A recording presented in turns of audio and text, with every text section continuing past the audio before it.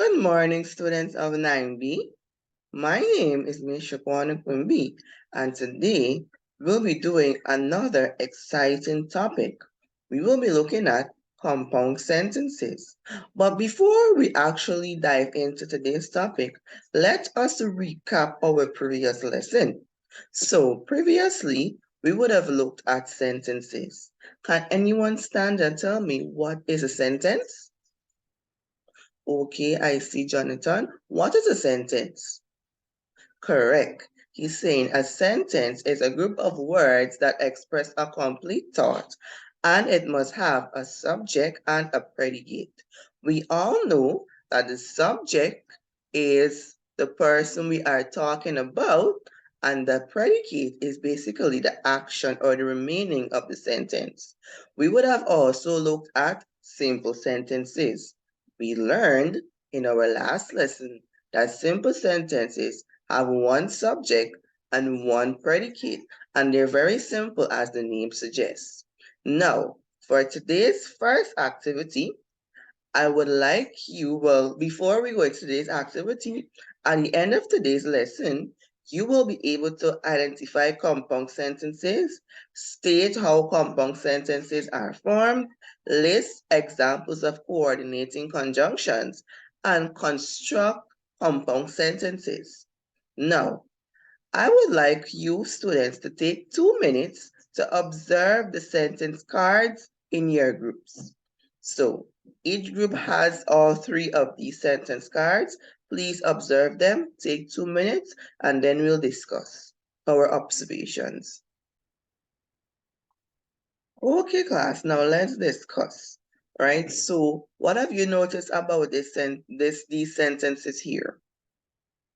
All right, I see some hands. Let me hear from group one. What have you noticed about the sentences here? All right, so they notice that these sentences, they are made up of more than one simple sentence. Very good observation, and you are correct. Now let me see. Group two, what else have you noticed about these sentences here? Correct. They are two simple sentences joined by what we know as conjunctions, right? So basically, I would like you now to create your own definition for compound sentences because you listed the two main things. One, it has two simple sentences, and two, the two simple sentences are joined by a conjunction. These conjunctions are a special type of conjunctions, but we'll get into that later. Now, I would like for you to go back into your groups and create a definition of compound sentences for me. Okay, I would like to hear some answers now. Thank you. All right, let me see group one. Lovely. So group one is saying that a compound sentence is basically two sentences joined by a conjunction, and they are correct. The other remaining groups, do you have anything different? No? Well, we are all on the same page. Please turn your attention to the board. So it says here, what are compound sentences? A compound sentence is a sentence that consists of two or more independent clauses. Another term for independent clauses is simple sentences that are connected by coordinating conjunctions, semicolons, or transitional words. So we mentioned just now that these two sentences that are used to make the compound sentence are joined by what is called a conjunction.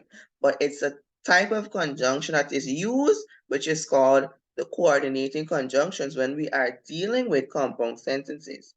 Now, what are conjunctions? We all are aware that conjunctions are words that are used to join sentences. However, when we are dealing with compound sentences, we use a special type of conjunctions known as coordinating conjunctions to join these sentences. It reads here, the coordinating conjunctions that are commonly used in compound sentences are and, but, or, for, nor, so, and yet.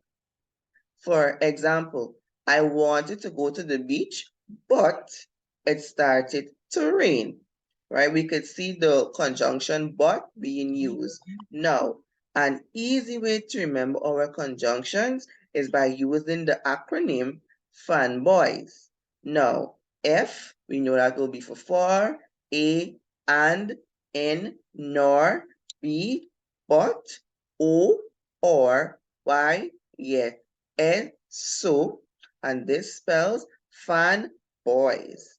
Now, time for a scavenger hunt game. So, I would like you to look around the classroom that we're in right now, and there are some words all across the room. I would like you to find them for me and gather them. Find as many as you can. Some are in the bookshelves, some are on your tables and you're not even seeing them. Some are on the cupboards and so on. So please look for these words and then we will discuss. All right, class. So can you please tell me the words that you found from around the classroom?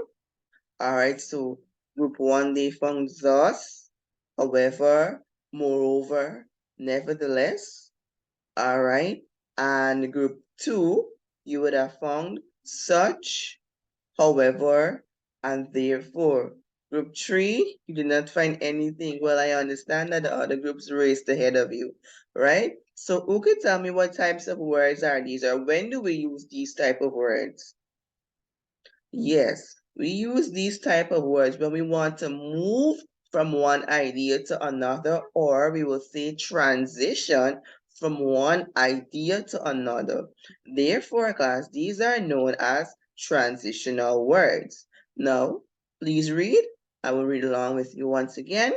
Transitional words such as however, moreover, nevertheless, thus, and therefore can also be used to connect independent clauses in a compound sentence. For example, I wanted to go to the beach, however, it started to rain. So these transitional words, they indicate a change. For example, in this same sentence, this example here, I wanted to go to the beach. However, we already know that a change will come or a transition will come. So, however, what? It started to rain, preventing him or her from heading to the beach. So, other than using coordinating conjunctions, we can also use transitional words because sometimes we may get tired of using the fanboys over and over again. So, to add variety to our work, we are able to use transitional words. Now, for our exercise this morning, I would like you to remain in your groups, and I'm giving each group 2 sentences. Well, one group will have 3 because we have 7.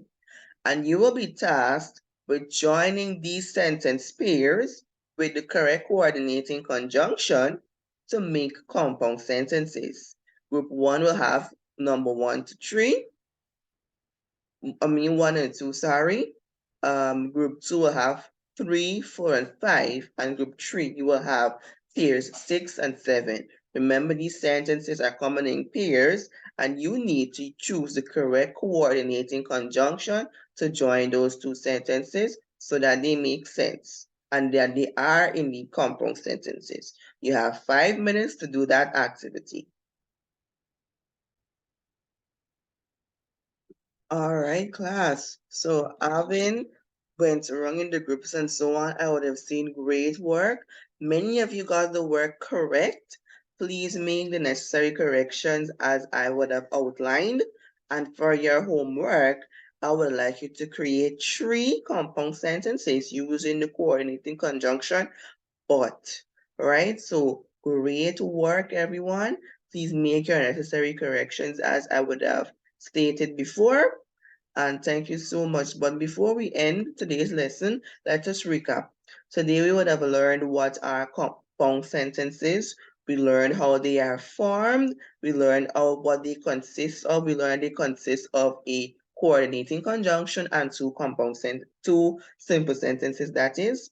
We learned what are coordinating conjunctions and the various types of coordinating conjunctions that can be used when we are working with compound sentences. We learned also that we are able to use transitional words when creating compound sentences if we get tired of using the fanboys. And in our next class, I will go through how we can also use the semicolon to join compound simple sentences to make compound sentences. That's all for today's lesson. Thank you so much for listening. Do enjoy the rest of your lunch break. Goodbye.